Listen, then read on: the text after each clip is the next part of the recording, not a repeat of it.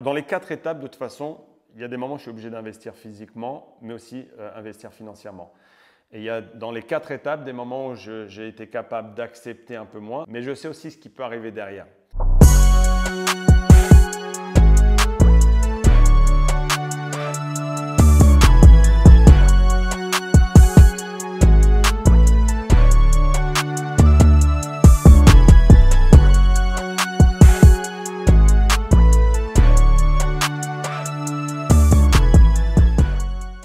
Bonjour à tous et bienvenue sur Inspiration Fitness, votre rendez-vous d'inspiration pour les professionnels de la remise en forme. Aujourd'hui, pour cette interview, nous recevons Alexandre Verret, qui est tout simplement le training manager des salles de sport épisode, mais également formateur à la Fédération française d'haltérophilie et de musculation et aussi occasionnellement consultant sportif de l'entraînement. Donc ensemble, nous allons essayer de répondre à 2 questions. La première question, comment réussir à durer dans l'industrie de l'entraînement et du fitness? La seconde question, comment réussir à s'imposer dans cette même industrie? Donc, bonjour Alex. Salut Bouba. Comment tu vas? Très bien, heureux d'être là. Écoute, moi ça me fait vraiment plaisir de te recevoir aujourd'hui et surtout ça me fait plaisir que ce soit toi qu'on interviewe pour répondre à ces 2 questions. Comme j'ai dit tout à l'heure, tu es dans l'industrie depuis plus de 20 ans, tu as fait énormément de choses et je pense que tu es une des personnes les plus à même à répondre à ces 2 questions. Donc, je t'ai présenté brièvement tout à l'heure. Je vais te laisser te présenter à notre public. Donc, 20 ans d'expérience, un peu plus ou un peu moins, on va rester sur ça. Training manager de club de sport, premium, épisode, l'objectif étant d'accompagner et de développer un système. Formateur et aussi à la base de la création d'un des diplômes de la fédération qui est coach musculation fonctionnelle. Et comme tu as dit, consultant, c'est des choses que je peux avoir fonctionnellement et épisodiquement parlant dans le milieu. Ok, très bien. Donc là, tu nous as un peu parlé de ton CV, tu nous dis ce que tu fais actuellement en tout cas aujourd'hui. Mais moi, j'aimerais revenir un petit peu sur ton parcours, même avant même d'être dans le sport. Qu'est-ce que tu faisais avant d'être dans le sport? Alors, je vais te surprendre, Bouba. Avant de rentrer dans l'industrie du fitness et du sport en général, il y avait 2 axes. Le premier, c'était de rassurer mes parents. Ouais. Et le deuxième, c'était malgré tout, en parallèle, de faire ce que je voulais faire, c'est-à-dire travailler dans l'industrie du fitness. Donc, j'ai fait des études en parallèle et officiellement, par le biais d'une validation de diplôme, je suis opérateur géomètre topographe. Donc ça, j'ai fait ça à l'EBTP à Vincennes et je devais rentrer même dans un très grand stage qui se faisait à l'Institut national géographique, donc l'IGN, qui est aussi basé à Vincennes. Donc j'ai obtenu mes diplômes, mes parents et surtout mon père étaient rassurés. Et aussitôt que j'ai fini ça, je me suis tout de suite bifurqué vers ma deuxième grande passion malgré tout, et c'était travailler dans le sport. Donc techniquement, je reviens sur ce que tu viens de dire là tout de suite, techniquement, tu étais voué à être opérateur géomètre topographe. Tout à fait, avec une spécialité, c'était les plateformes pétrolières pour les mouvements de terrain sous-marins. Voilà. Moi je pense que là, il y a beaucoup de personnes qui vont être choquées. Donc je ne m'y attendais pas du tout. En tout cas, moi, personnellement. Mais je n'ai pas exprimé ce métier-là. Mais voilà, j'ai obtenu les diplômes. Et après, je suis parti au Krebs de Montry, puisque c'était aussi, je voulais un axe assez rapide pour avoir l'opportunité de travailler. Et puis, je m'étais dit que le terrain allait déjà m'apporter énormément. Et puis, tout un parcours après pour obtenir ce que je voulais. Moi, j'aimerais que tu nous retraces un petit peu ton parcours, parce que quand tu as démarré, tu n'as pas directement démarré à la Fédération française d'haltérophilie et de musculation. Non. Comment ça s'est passé? Qu'est-ce que tu as fait? Par où tu es passé? Comme beaucoup, c'est-à-dire tu es prof dans une salle de fitness. Ouais. Donc, si je ramène ça à une première grosse étape, c'est d'être en fait sur le terrain, donner des entraînements face à de la clientèle, que ça peut être des membres de club, potentiellement on pourrait dire des athlètes ou des sportifs d'activités de loisirs, et aussi quelques-uns qui viennent performer. Et ça peut prendre 2, 3, 4 ans, comme ça peut te prendre aussi beaucoup de temps. Si tu veux aussi performer, si tu veux aussi être un master du terrain, c'est-à-dire un vrai prof de fitness, un vrai présenteur qui peut aussi à un moment donné donner une expérience à travers de l'entraînement simple, même si c'est des cours classiques, et on peut parler d'abdominaux fessiers jusqu'à des cours avec un peu plus d'intensité, d'être sur un vélo. Mais pour moi, présenteur, c'est aussi un métier physique. Donc, ça m'obligeait, mais comme je suis passionné, ce n'était pas une obligation en soi, en tout cas, ce n'était pas une contrainte, c'est de performer physiquement. Donc, ça va par le biais de l'entraînement, ce que tu mets en place autour de toi pour justement avoir cette opportunité de performer. Donc, ça, c'était la première partie de ma roadmap. Et je l'ai eu assez vite. Je te dis, vers 23, 24 ans, je pense que c'est là où j'ai commencé à vraiment me dire, est-ce que c'est un métier que je veux qui dure longtemps? Et qu'est-ce que je peux faire par tranche peut-être de 5, 10 ans? Et je me suis petit à petit créé une roadmap visuelle sur 4 grosses étapes. Et après, ça dépend vraiment comment tu vas séquencer ça. Il y a des personnes qui se disent, voilà, pour atteindre le Graal, il me faut 2 grosses étapes dans ma carrière. Mais une grosse étape inclut énormément de choses. Mais moi, je voulais aussi que sur des peut-être plus petites étapes, que j'ai plein de petites séquences pour aussi trouver énormément de motivation et de satisfaction et pas toujours dans l'attente de quelque chose. Donc, présenteur, je veux dire, c'est la première grosse étape, mais ça va de donner des cours dans un club au quotidien jusqu'à performer sur des conventions en France ou même, bien sûr, à l'étranger. Bien sûr, à l'étranger, que tu as effectué. Et des filmings aussi que tu peux faire, parce que tu es aussi présenteur à ce moment-là. Mais voilà. Donc, on comprend ici que très vite, une fois inséré dans ce milieu-là, tu t'es créé une roadmap, c'est tes termes, tu t'es créé une roadmap qui allait te permettre de perdurer dans le métier et dans l'industrie du fitness et de l'entraînement. Donc, ce premier gros goal, ça a été justement d'avoir ce statut de présenteur, mais tu nous dis que ce statut n'est pas une finalité par le filming, mais c'est vraiment par être un présenteur, que ce soit à petite échelle ou à grande échelle. Ça veut dire avoir un bon rôle modèle et même en termes d'investissement physique, avoir tout ça.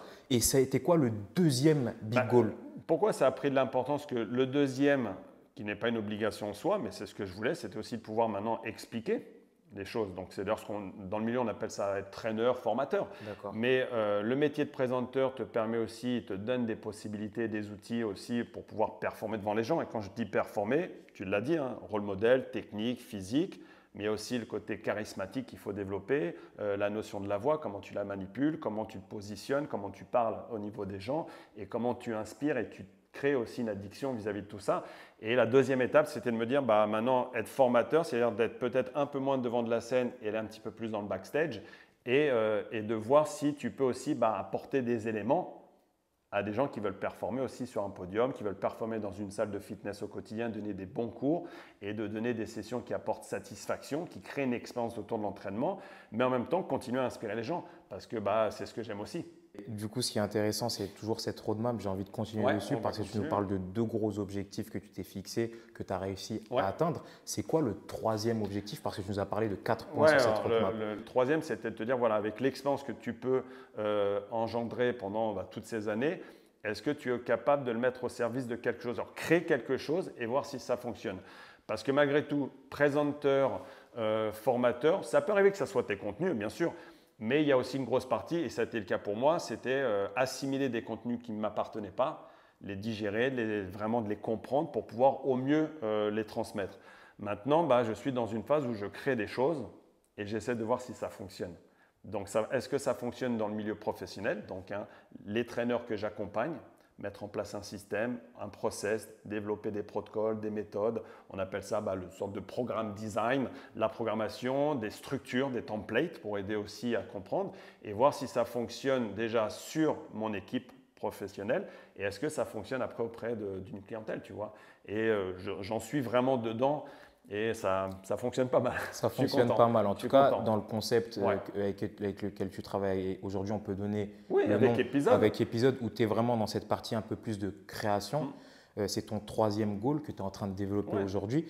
Mais excuse-moi, je te coupe là-dessus, mais on le fait avec le diplôme coach musculation fonctionnelle. Aussi. Donc, on est 3 à l'avoir créé pour la fédération, accompagné par un préparateur physique important. Là, je peux quand même donner le nom puisque c'est Aurélien Broussal.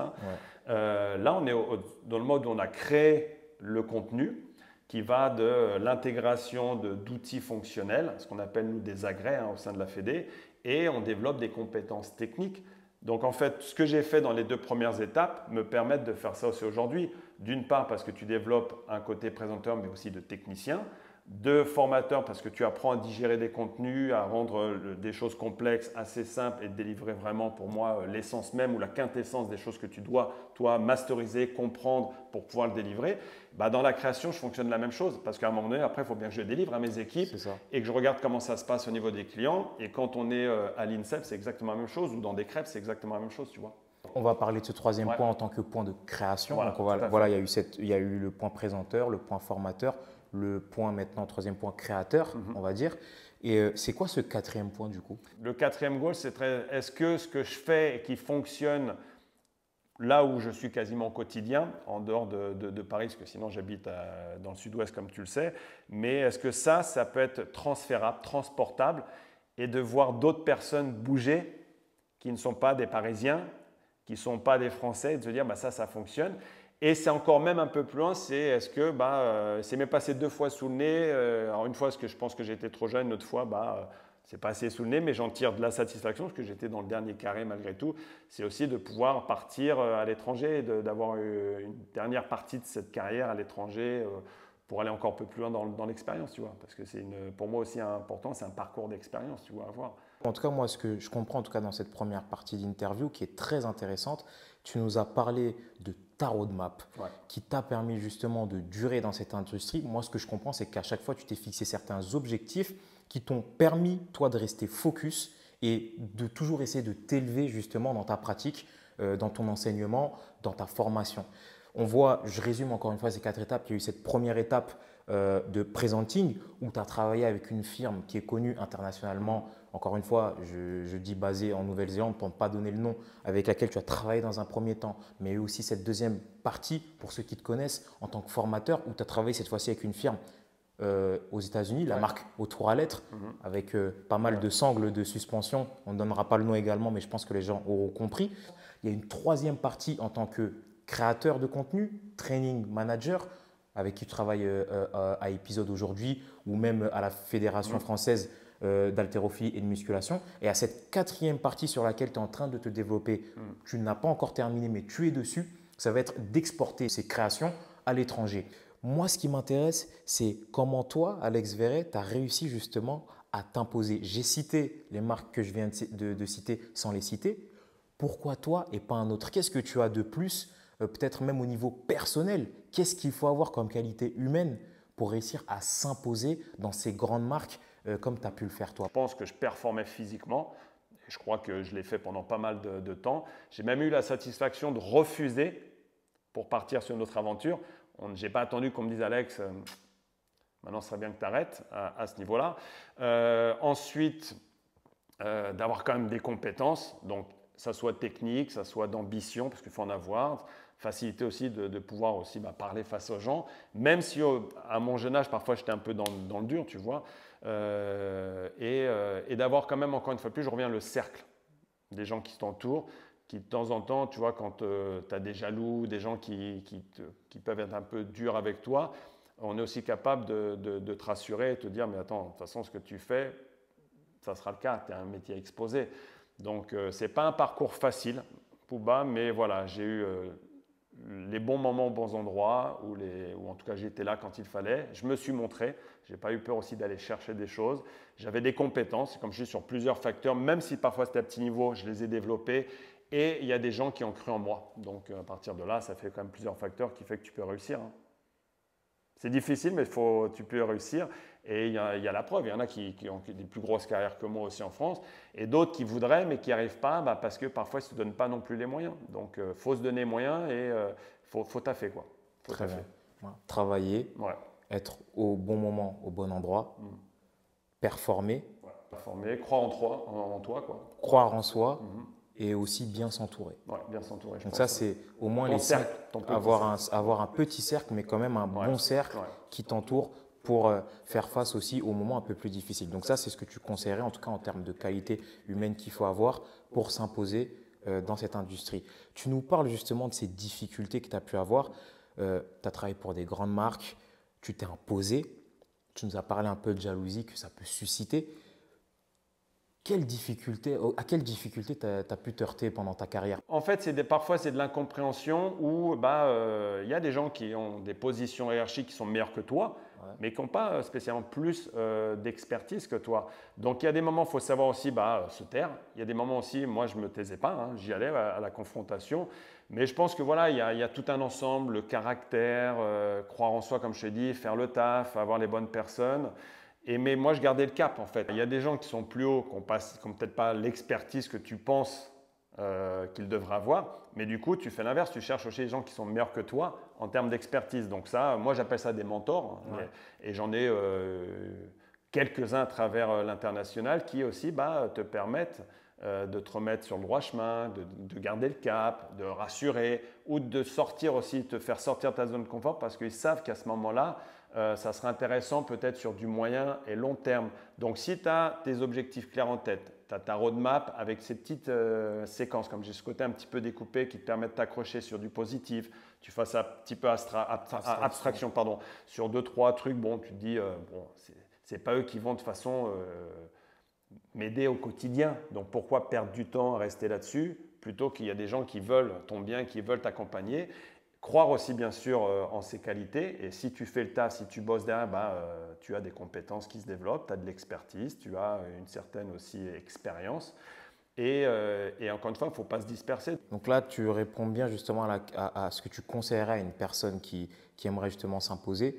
Tu nous parles justement des qualités qu'il faut avoir et des choses qu'il faut parfois ne pas regarder, faire abstraction de certaines choses, parfois aller chercher des mentors quand on voit qu'au niveau de la hiérarchie, on ne retrouve pas forcément l'expertise qu'on aimerait retrouver. Moi maintenant, ce que je me demande, c'est qu'au niveau financier, sur tes différents parcours, comment ça se passe? Tu investis. Tu n'as pas peur de gagner un peu moins pour mieux gagner derrière. Donc, il y a une période dans les 4 étapes, de toute façon, il y a des moments où je suis obligé d'investir physiquement, mais aussi investir financièrement. Et il y a dans les 4 étapes des moments où j'ai été capable d'accepter un peu moins, en sachant que la 4e étape, comme je te dis, elle est en développement, mais si je prends ce 3e, mais je sais aussi ce qui peut arriver derrière.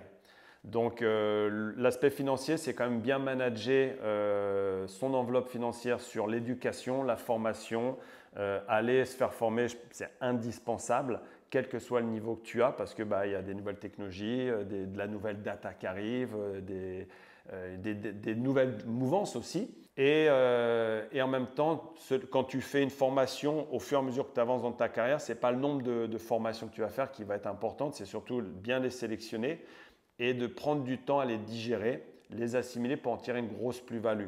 Et on dit souvent « talking is not teaching », mais c'est vrai, c'est-à-dire que si tu es dans la boulimie de faire tout ça, tu as plein de choses, tu as envie de parler, faire plein de trucs, mais en fait, à aucun moment, ça provoque réellement un changement. Et peut-être l'un des big goals d'un bon coach, c'est aussi de créer un changement positif chez la personne que tu es en train de coacher. Donc, financièrement, voilà, c'est un tout. Là, je vais un peu dans toutes les directions, c'est difficile d'expliquer, mais voilà, je pense que j'ai dû investir et j'ai investi à différents moments. Des moments, c'était vraiment voulu, d'autres moments, ça a été presque obligatoire de le faire. Des moments, il faut savoir accepter aussi pour recevoir, il faut donner un peu. Donc, soit tu donnes un peu plus physiquement, soit tu gagnes un peu moins, mais parce que tu as tes objectifs. Encore une fois de plus, le cap est là. Et jusqu'à présent, j'ai toujours après réussi à obtenir ce que je voulais. Et du coup, là, on comprend justement que tu as beaucoup investi financièrement dans ta carrière. C'est investir correctement. Voilà, correctement, pas beaucoup, voilà, c'est plus la qualité que la quantité. Voilà, si c'est pour juste mettre de l'argent et faire plein de formations, mais tu n'en tires pas quelque chose, ça sert à rien. C'est de faire grossir sa boîte à outils de façon correcte et spécifique par rapport à ce que tu veux faire aussi. C'est comme les entraînements. Aujourd'hui, je m'entraîne pour être performant dans ce que je fais au quotidien.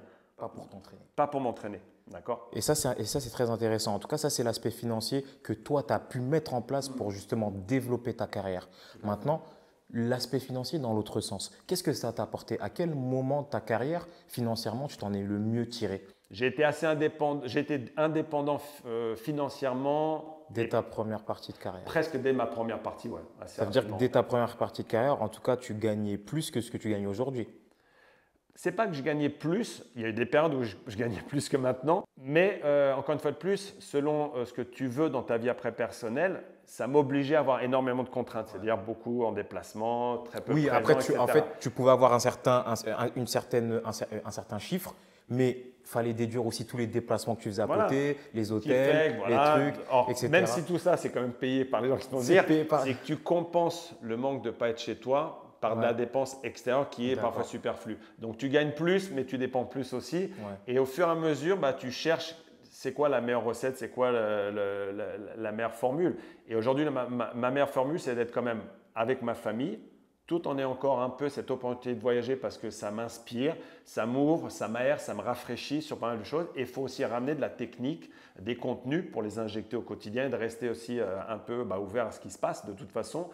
Gagner quand même suffisamment pour être serein financièrement.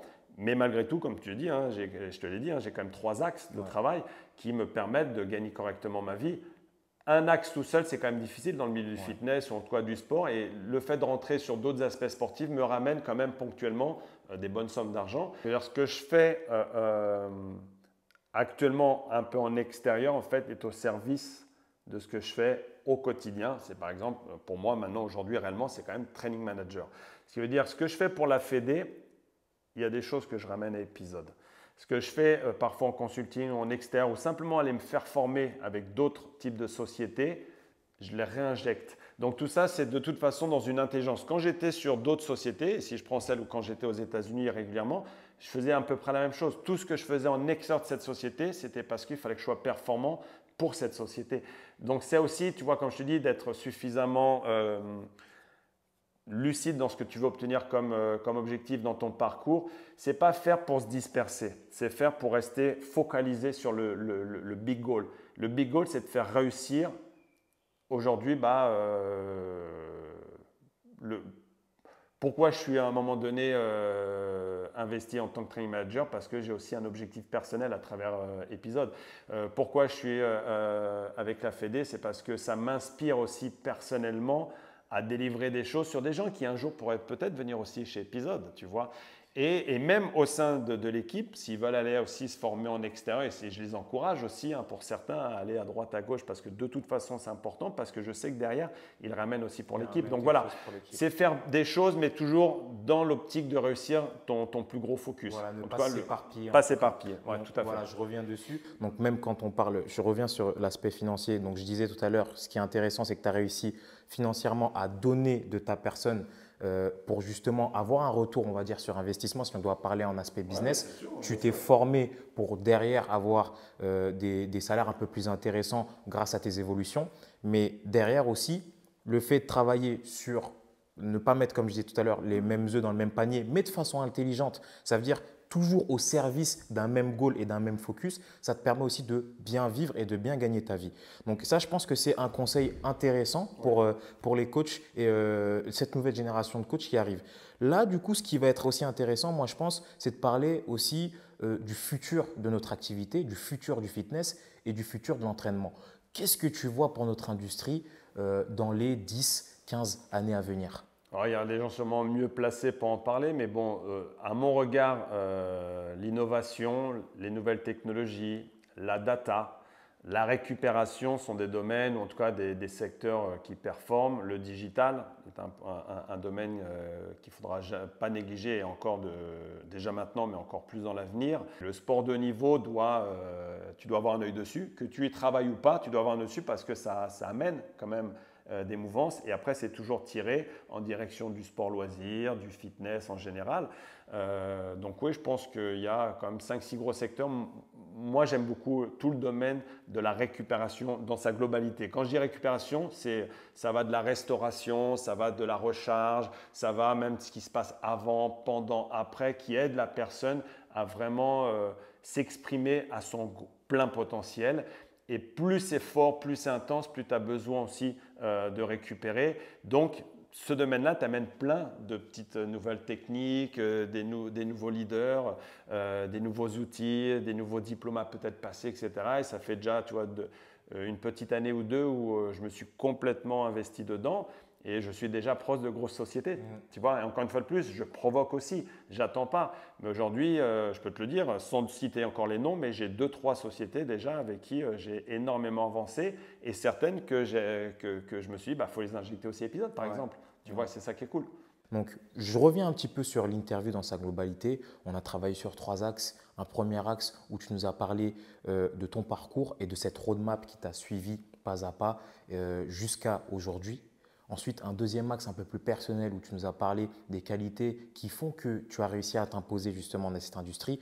On revoit encore une fois le fait de parfois se mettre des œillères et faire abstraction des choses qui peuvent se dire à côté, de se trouver un mentor, de se former continuellement, d'essayer de performer dans ce que l'on fait et beaucoup d'autres choses dont tu nous as parlé durant l'interview. Et ce troisième et dernier axe qui est cette fois-ci un peu plus poussé vers le futur de notre industrie, où tu nous fais un petit rappel sur ce petit secteur de la récupération qui commence à prendre de plus en plus de place et cette data et ces réseaux sociaux et tout cet aspect un peu plus, on va dire, innovation, voilà, exact, etc. Innovation qu'il va falloir surveiller.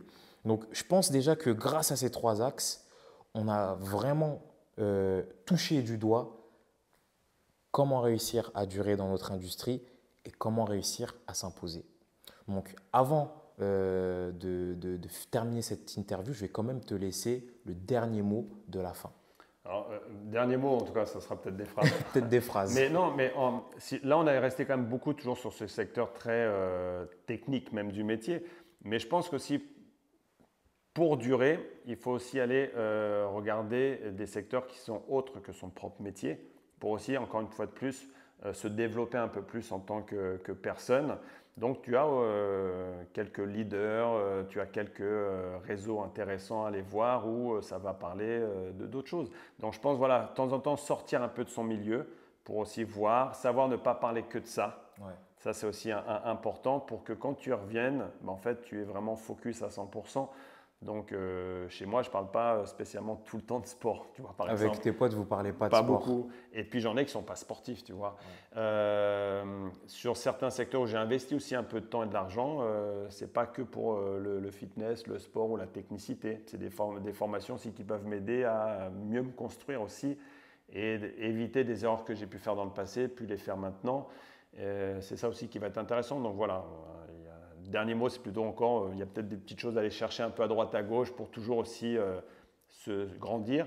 Et je termine là-dessus quand même, trouver des moyens pour avoir toujours un petit peu de satisfaction ce quotidien et pas de se positionner sur quelque chose qui est tellement long à atteindre qu'on est un peu toujours dans cette frustration, dans ce côté négatif où on n'y croit plus trop, où on est dans la déception, qui veut dire que parfois on peut un petit peu se refermer ou pas y croire et d'arrêter le métier alors qu'il aurait fallu encore un peu pousser et peut-être obtenir vraiment ce qu'on voulait. Ça correspond quand même à ce premier axe de la roadmap où justement tu as tes big goals, mais dans chaque big goal, tu as quand même des petits goals qui viennent justement petit à petit t'aider à atteindre ce big goal. Donc toi, tu as dit que tu en avais 4 big goals, mais dans ces 4 big goals, à chaque fois, tu as dû en avoir plein de petits steps qui étaient assez intéressants. Ce n'est pas vraiment un dernier mot, mais en gros, ça peut être encore se dire, voilà, il y a des opportunités de se faire plaisir et il ne faut pas oublier quand même l'essence même, c'est d'être sur le terrain, de coacher les gens et se faire plaisir quand même, tu vois. Très bien.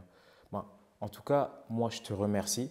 Moi aussi, Bouba, c'est cool. Je te remercie d'avoir pris le temps justement de nous parler de ton parcours et justement de nous aider à durer, en tout cas à nous donner ton idée, à nous donner justement ta vision des choses sur comment faire pour durer dans cette industrie et comment faire pour réussir à s'imposer dans cette industrie. Encore une fois, comme je te l'ai dit hors caméra, ton parcours, je trouve très inspirant. Tu trouves aussi ta personne et, en tant que professionnel, mais aussi en tant que personne très inspirante également. Donc vraiment, je te remercie d'avoir pris le temps. Merci à toi.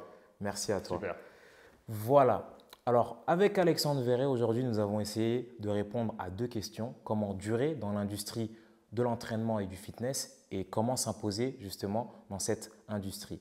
Donc, j'espère que cette interview vous aura plu et surtout que cette interview va vous aider dans votre activité de professionnel de remise en forme.